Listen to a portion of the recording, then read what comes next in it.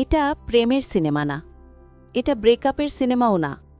এটা এমন একটা গল্প যেখানে মানুষ কথা কম বলে, ভাবেই বেশি।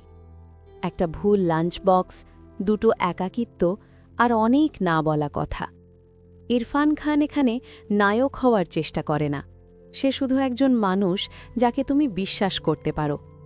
নিমরাট কর চেঁচায় না, কিন্তু তার নীরবতা গল্পটাকে টেনে নিয়ে যায়। এই সিনেমাটা নীরবে এতটাই শক্ত যে ইন্টারন্যাশনাল ফিল্ম ফেস্টিভ্যালেও চুপচাপ নজর কাড়ে। ডিরেক্টর রিতেশ বাত্রা এই কারণেই আলাদা, সে বড় ঘটনা নয়, ছোট অনুভূতি দিয়েই বড় ইম্প্যাক্ট বানায়। এই ধরনের ভিডিও সময় নিয়ে বানাতে হয়, তবু অনেকেই দেখে, সাবস্ক্রাইব না করেই চুপচাপ চলে যায়। এই সিনেমার নাম দ্য লাঞ্চ বক্স। এটা নেটফ্লিক্সে পেয়ে যাবে।